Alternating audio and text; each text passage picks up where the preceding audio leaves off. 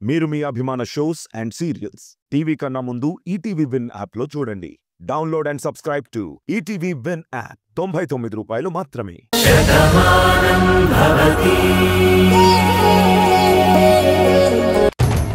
తప్పకుండా ఆ రాధని చంపేస్తాను. నన్ను నాశనం చేసిన వాళ్ళ ప్రాణాలు తీసి నా పంతం నెగ్గించుకోవడం ఈ రుద్రప అలవాటు.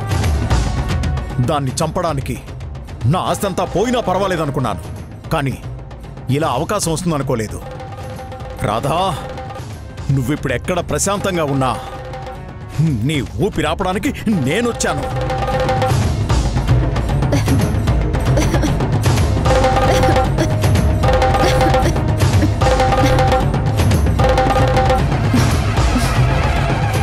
ఎవరో తలుచుకుంటున్నట్టున్నారు. నీలో ఈ పట్టుదలే నాకు నచ్చింది రుద్రప్ప. నువ్వైతేనే ఈ పని కరెక్ట్గా చేయగలవని నిన్ను పిలిపించాను. అనుకున్నట్టుగానే పని పూర్తి చేస్తావు కదా? ఏంటండి చేసేది? ఇదేమైనా గోంగూర పచ్చడా? తోటలోని ఆకులేరుకొచ్చి రోట్లో నూరేయడానికి? ఈయన గారు ఈ ఊళ్ళో మంచివాడిగా ఉన్నప్పుడే మిమ్మల్ని అందరినీ ముంచే ప్రయత్నం చేశాడు. అప్పుడే ఏం జరగలేదు. ఇప్పుడు కోటలాంటి మీ ఇంట్లో ఆవిడుంది. ఆ ఇంట్లో అందరూ ఆవిడికి కాపలాగా ఉన్నారు.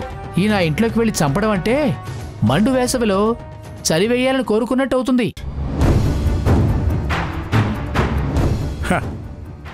శభాష్, నా అసిస్టెంట్ అనిపించుకున్నావురా. తెలివి తక్కువగా మాట్లాడినా చాలా తెలివైన మాట చెప్పావు. వాడు చెప్పింది నిజమే కదా? మీ ఇంట్లోకి నేనెలా రాగలను? మీ తమ్ముడి నీడలో ఉన్న రాధని నేనెలా చంపగలను? చూడు, రాధను నువ్వు బయటికి తీసుకొస్తే దాన్ని నేను పైకి పంపిస్తాను. ఆ పని నువ్వు చేస్తావో చెప్పు. నీ పని నేను చేస్తాను. ఆ సంగతి నాకు తెలుసు. మా ఇల్లే దానికి రక్షణ కవచం. అది ఆ ఇంట్లో ఉండగా మనం ఎవ్వరం ఏమీ చేయలేం.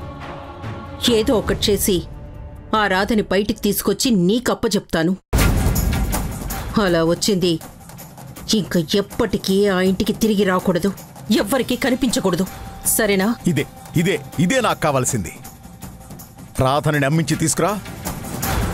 మేకపోతుని కసాయి వాడు కోసినట్టు ఆ రాధాంతు నేను చూస్తాను.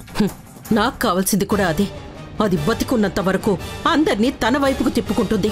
చివరికి నా కూతురు కూడా నన్ను శత్రువుని చేసింది. అలాంటిది ఊపిరితో ఉండకూడదు. దాని మాటలు కూడా మా ఇంట్లో వినిపించకూడదు.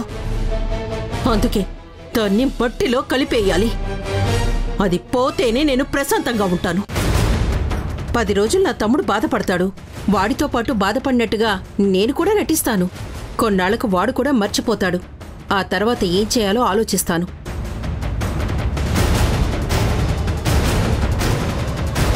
ఇదిగో, ఇదుంచు. కిరాయికి హత్య చేసేవాణ్ణి కిరాయి హంతకుడు అంటారు. నేను డబ్బొస్తుందని రాధని చంపుతా అనలేదు. ఐశ్వర్యంలో పుట్టిన నన్ను జైల్లో చెప్పకూడు తినేలా చేసింది. నా ఊర్లో నేను తలెత్తుకు తిరగడానికి లేకుండా చేసింది. ఈ ఊర్లో అడుగు పెట్టి కూడా నా ఇంటికి వెళ్లకుండా నా భార్యని నా కళ్ళతో చూడకుండా చేసింది. నా ఊర్లోని నన్ను ఎందుకు పనికిరాని అనామకులా నిలబెట్టింది. పరాయి ఊర్లో తలదాచుకు బతికేలా చేసింది. ఒక రకంగా చెప్పాలంటే ముష్టివాళ్ల మార్చేసింది. అందుకే ఆ పగతోనే ఆ రాధని చంపడానికి ఒప్పుకున్నాను. అందుకే నీతో చేయి కలిపాను. నువ్వు రాధని తీసుకొనిరా. దాన్ని చంపి నీకిచ్చిన మాట నిలబెట్టుకుంటాను. నా పగ నేను చల్లార్చుకుంటాను.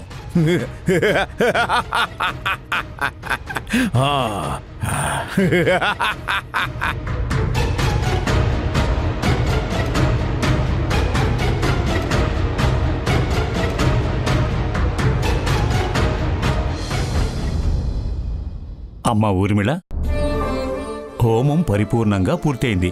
ఇప్పుడు మీకు సంతోషమేగా? ఈ హోమం ఏ ఆటంకం లేకుండా జరిగినందుకు మా అందరికీ చాలా సంతోషంగా ఉంది గురుగారు. ఆయుష్మాన్ భవ. అవును, ఇంట్లో ఏ సంఘటన జరిగినా ఎట్నుంచి ఏ అరిష్టం వస్తుందోనని భయం పట్టుకుంది.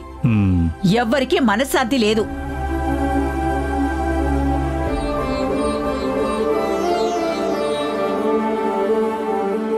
అనుకున్న శుభగడియలు కూడా ఏమీ రావడం లేదని భయం ఉంది. ఇప్పుడు ఈ హోమంతో అన్ని పటాపంచలు అయినట్టే కదా గురువుగారు? అవునమ్మా, ఒక హోమం నిర్విఘ్నంగా జరిగింది అంటే అక్కడ ఏ ఆటంకం లేదు అని అర్థం. ఇక మీరు దేనికి భయపడవలసిన అవసరం లేదు.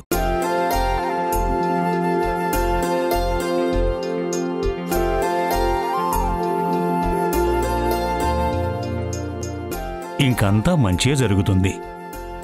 జరగబోయే శుభాన్ని ఎటువంటి పరిస్థితుల్లోనూ ఎవ్వరూ ఆపలేరు. అసలు అక్కడ ఏం జరిగింది? నేను అనుకున్నట్టు జరిగిందా లేదా? ఇంకా ఫోన్ రాలేదేంటి? చాలా సంతోషం స్వామి. ఇప్పుడు మీరన్న మాటలతో మా అందరి మనసులు ఎంతో ప్రశాంతంగా ఉన్నాయి స్వామి.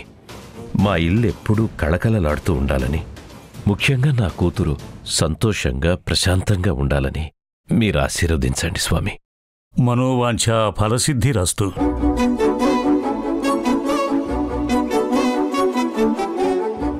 నిజమేనండి.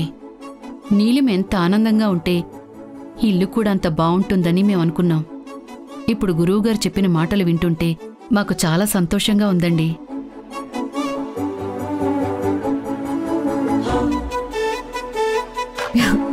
ఇక జరగబోయే కళ్యాణం అంగరంగ వైభవంగా ఉంటుంది. ఎక్కడ ఏ ఇబ్బంది ఉండదని ఈ హోమం పూర్తవడంతో మాకు అర్థమైంది. అంతేనమ్మా. ఈ శుభకార్యం పూర్తయ్యే వరకు అందరికీ మనసులో ఏదో ఒక దిగులుంటుంది. కాని దానికున్న అడ్డంకులు కూడా తొలగిపోయాయని ఇప్పుడు గురువుగారు చెప్పారు కదా. ఇంకా మంగళ వాయిద్యాలు మోగడమే తరువాయి.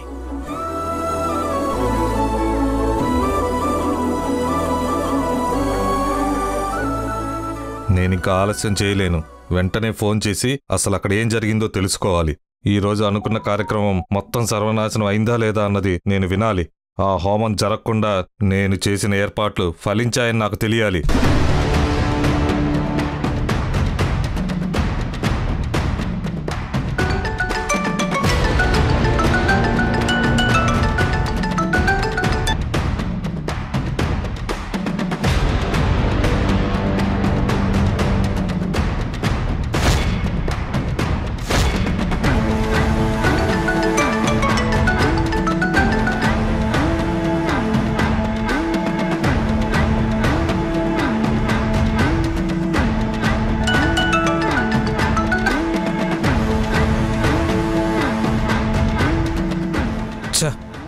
ఇదేంటి వీడు ఫోన్ తీయడం లేదు?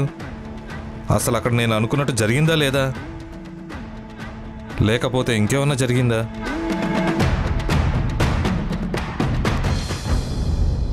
చెప్పాను కదా సార్, ఇంకెప్పుడు ఇలాంటి పొరపాటు జరగదు. ఈ ఒక్క తప్పుని క్షమించండి. ఓకే, ఇది ఫస్ట్ టైం కాబట్టి మిమ్మల్ని డిస్మిస్ చేయడం లేదు. లేదంటే ఒక్క నిమిషం కూడా మిమ్మల్ని పోస్ట్లో ఉండనిచ్చేవాడిని కాదు. ఇంకోసారి ఇలాంటివి రిపీట్ కాకుండా చూసుకోండి. అలాగే సార్. అవును, ఈ ప్రాబ్లంని అంత తెలివిగా సాల్వ్ చేసిన అమ్మాయిని ఒకసారి రమ్మనండి. ఇప్పుడే పిలుస్తాను సార్.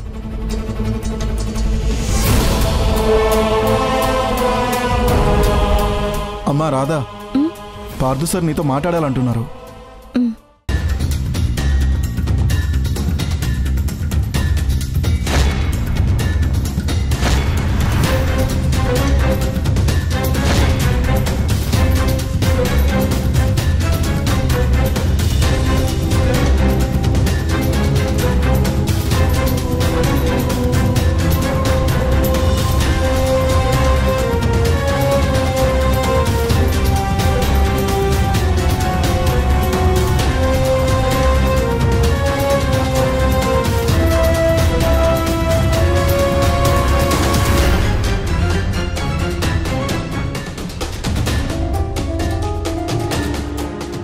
మేనేజర్ గారు, మనం కూడా సీడ్స్ యూనిట్ని స్టార్ట్ చేయాలనుకుంటున్నాం కదా.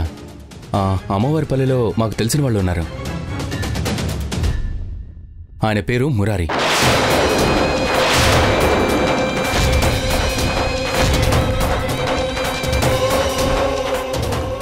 అక్కడ వాళ్ళు కొత్త రకమైన విత్తనాన్ని కనిపెట్టారంట.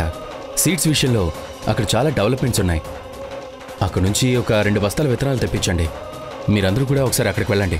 వెళ్ళి వాళ్ళతో మాట్లాడండి. నేను వాళ్ళకి ఫోన్ చేస్తాను. వీలైతే నేను అక్కడికి వస్తాను.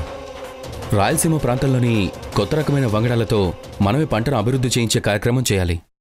అర్థమైందా? అలాగే సార్, తప్పకుండా చేద్దాం.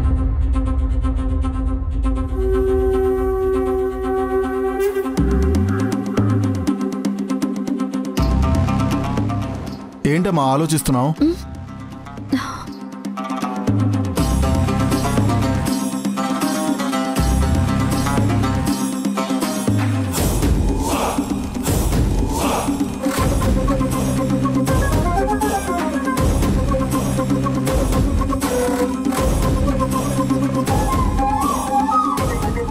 అదేంటమ్మా ఇంతవరకు బాగానే ఉన్నావు కదా, ఇప్పుడు ఎందుకు ముఖానికి ముసుగేసుకుంటున్నావు? అదేనండి, వాళ్ళు చాలా పెద్దవాళ్ళు కదా, అలాంటి వాళ్ళ ముందు ఎదురుపడి మాట్లాడాలంటే నాకు చాలా సిగ్గుగా ఉంటుంది. ఓ సరే పదమ్మా.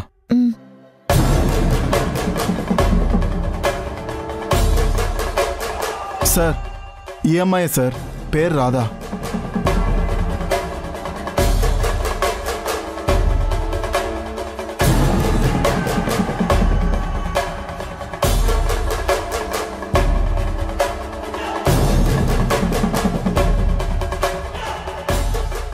మొహానికి క్లాత్ ఎందుకు పెట్టుకున్నావు? తీసేయ్. చంద్రి, కొంతమందికి అందరి ముందు ఎదురుపడాలంటే షైగా ఉంటుంది. పర్లేదమ్మా, ఏం లేదు. నువ్వు చేసిన సాయానికి థ్యాంక్స్ చెప్పాలని పిలిపించాను. Thank you so much. పర్వాలేదండి. చంద్రి, బయలుదేరదామా?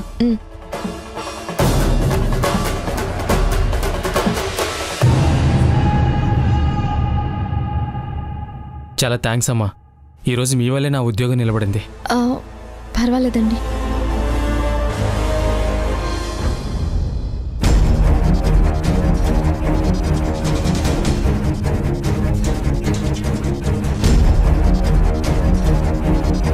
ఎక్కడికి వెళ్ళొస్తున్నావు జయ?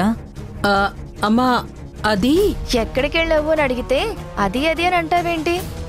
బయట నుంచి వచ్చిందానివి, పైగా చేతిలో హ్యాండ్ బ్యాగ్ కూడా ఉంది. ఎక్కడికి వెళ్ళావో చెప్పడానికి అంతలా ఎందుకు ఆలోచిస్తున్నావమ్మా? అంటే ఏంటి? నేనేదైనా తప్పు చేశాను అని నువ్వు అనుమానిస్తున్నావా? అలా అని సత్య అనలేదు. ఎక్కడికి వెళ్ళావని అడుగుతుంటే సమాధానం చెప్పకుండా ఎందుకలా మాట్లాడుతున్నావు? నువ్వు వెళ్ళిన ప్రదేశం మాకు చెప్పకూడదా? మిమ్మల్నే కదండి అడుగుతున్నారు, మీరెందుకు కంగారు పడుతున్నారు?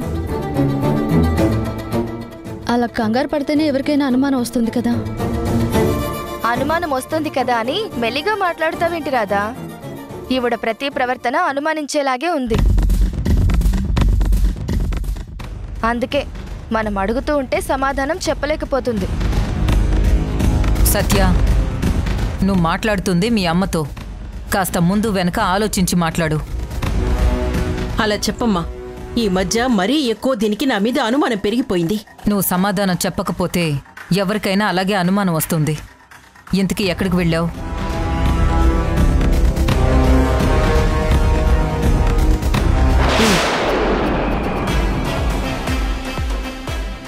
దేనికోసం వెళ్ళాను? పక్కనే వెంకటాపురంలో తేనె పట్టు తీశారు. తేనె తీస్తున్నారని తెలిసి తీసుకొద్దామని వెళ్ళాను. కడుపుతో ఉన్నవాళ్లు మంచి తేనె తాగితే ఒంటికి మంచిదని మన నాటు వైద్యురాలు చెప్పింది. సరే, రాధకి డెలివరీ టైం దగ్గర పడింది కదా, తను తాగితే మంచిదే అని తీసుకొచ్చాను. అందులో తప్పేం లేదు కదా. ఆ మాట ముందే చెప్తే సరిపోయేది కదా. మేం అడగ్గానే నువ్వెందుకు కంగారు పడ్డావు? అందుకే అనుమానం వచ్చింది. రాధ గురించి నువ్విలా ఆలోచిస్తున్నావంటే మాకు సంతోషమే కదా. ఇదిగో రాధా, తీసుకో. ఈ తేనె నువ్వు తాగావంటే ఎంత మార్పు వస్తుందో, ఎంత అద్భుతం జరుగుతుందో నీకే తెలుస్తుంది. తీసుకో.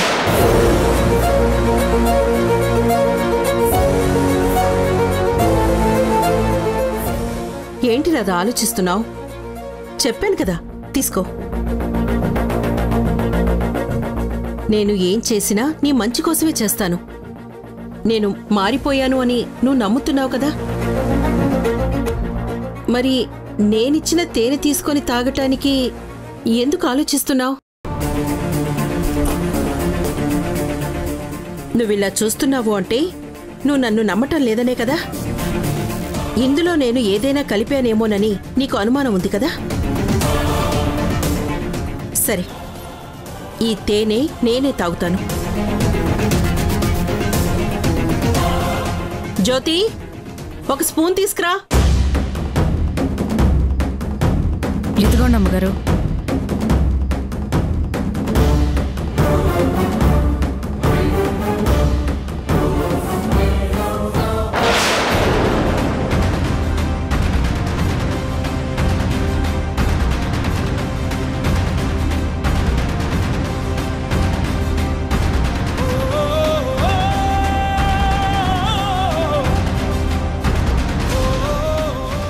ఇప్పటికైనా నీ అనుమానం తీరిందా? తేనె చాలా రుచిగా ఉంటుంది, అందులోనూ పుట్ట తేనె కదా. తీస్తూ ఉండగానే ఇలా తీసుకొచ్చేశాను. ఇది తాగితే చాలా మంచిదన్నారు, అందుకే తీసుకొచ్చాను. నువ్వు బాగుండటమే నాకు కావాలి. నా గతాన్ని తలుచుకొని ఇప్పుడు నువ్వు నన్ను అనుమానంగా చూడకు. నీ భవిష్యత్తు మొత్తం నేను చూడాలనుకుంటున్నాను. జ్యోతి, వెళ్ళి ఇంకో స్పూన్ తీసుకురా. అలాగే.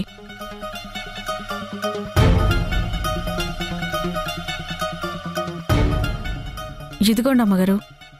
నాకు కాదు, వెళ్ళి రాధకివ్వు.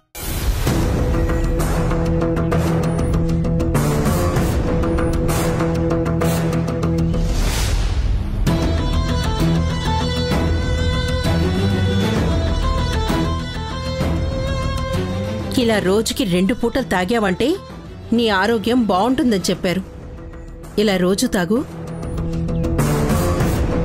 జయ, నీకు కోపం వచ్చినా అభిమానం వచ్చినా తట్టుకోలేమే. కోపం వస్తే పులిలా పడిపోతావు. ఏం చేస్తావోనని భయంగా ఉంటుంది. అభిమానం వస్తే ఇదిగో ఇంత ఆప్యాయత చూపిస్తావు.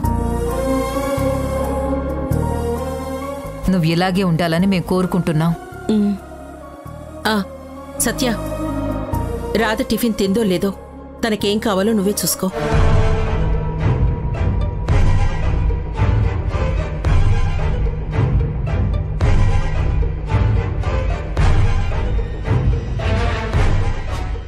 రాధా, మా అమ్మ ప్రవర్తనలో తేడా నీకేం కనిపించట్లేదా? ఆవిడ మాట ఒకలా ఉంది, మనసు మరోలా ఉందేమో అని ఇప్పటికీ నాకు అనుమానంగానే ఉంది.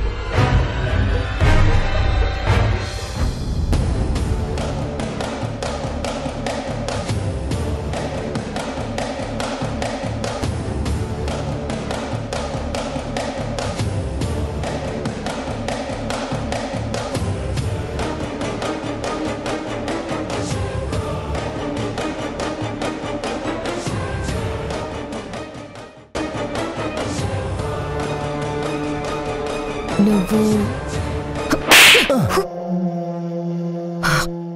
వీడిలా అడిగితే నిజం చెప్తాడనుకుంటున్నావా? ఈరోజు వీడు ఎంత పెద్ద పని చేయడానికి వచ్చాడో తెలుసా?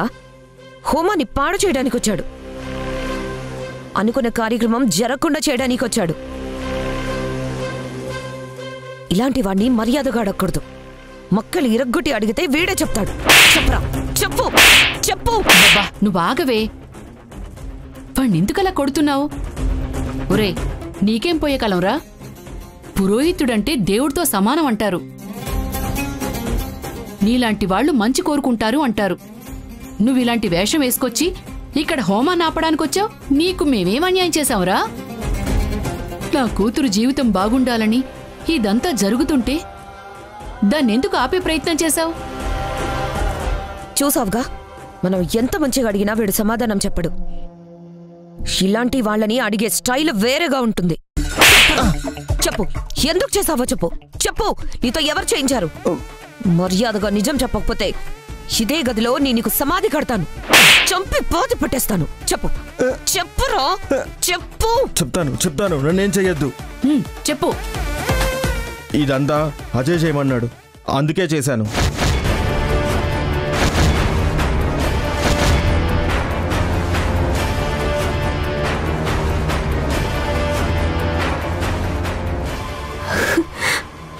అజయ్ నన్ను ప్రశాంతంగా ఉండనివ్వడా? నా తప్పు లేదన్నా ఎందుకు వినిపించుకోవటం లేదు? నా జీవితంతో ఆడుకోవాలని ఎందుకు ప్రయత్నిస్తున్నాడు? వాణ్ణలా వదిలేకూడదమ్మా. ఒకసారి మాట్లాడాలి, గట్టిగా నిలదీయాలి. ఆ చెంప ఈ చెంప వాయించి నా కూతురు జీవితంతో ఎందుకిలా ఆడుకుంటున్నావని నిలదీయాలి. పదమ్మా, వెళ్ళి మాట్లాడదాం. వద్దు పెద్దమ్మా, చెప్పాను కదా నా రాతను ఎవరు మార్చలేరని ఒక వ్యక్తి పగబట్టాడు అంటే ఎవరు ఎన్ని చెప్పినా వినడు, ఏం చేసినా మారడు. ఇప్పుడు మీరు వెళ్ళటం అందరికీ తెలిస్తే గొడవ మరింత పెరుగుతుంది తప్ప ప్రయోజనం ఏమీ ఉండదు. దయచేసి వెళ్ళొద్దు. అది అవునమ్మా, నీలిమ చెప్పింది నిజమే. ఈ విషయం బయటకు వచ్చిందంటే అనవసరంగా ఇంట్లో అందరూ మళ్ళీ బాధపడతారు. మనం ఉండగా అజయ్ గాడు నీలిమని ఏమీ చేయలేడు. రై, వెళ్ళి వాడికి చెప్పు, ఇంకోసారి నా చెల్లి జోలికొస్తే వాణ్ణి కూడా చంపేస్తానని.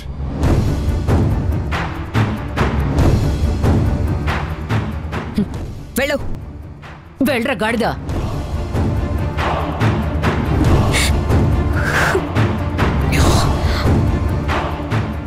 ఎందుకు బాధపడతావు నీలిమ? నీకోసం మేమందరం ఉన్నాం కదా. నీ వల్ల ఏ తప్పు జరగదని నేను నమ్ముతున్నాను. నువ్వేంటో నీ మనసేంటో పరిచయమైన ఈ కొద్ది రోజుల్లోనే పూర్తిగా అర్థం చేసుకున్నాను. నీ విషయంలో ఎవరు తప్పు చేసినా నేను వాళ్ళని అస్సలు వదిలిపెట్టను.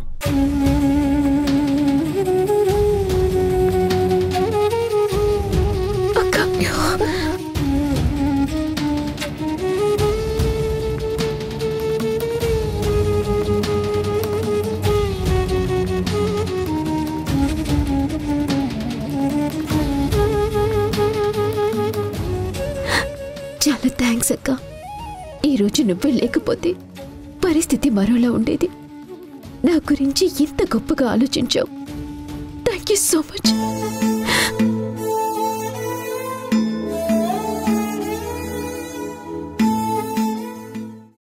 చెప్పజయ్, నేను ఏం చేస్తే నువ్వు నా జోలికి రావో చెప్పు. అనుక్షణం ఏం జరుగుతుందో అని భయంతో నేను వణికిపోయేలా చేస్తున్నావు. ఈ బాధను భరించడం కన్నా చచ్చిపోవడం బెటర్ ఏమో అనిపిస్తుంది. నేను ఏం చేస్తే నువ్వు ఇవన్నీ ఆపేస్తావో నేనదే చేస్తాను. చేస్తావా? నేనేం చెప్పినా చేస్తావా? నువ్వు ఏం చెప్పినా చేస్తాను. అదేంటో చెప్పు. ఈ పెళ్లి ఆపు.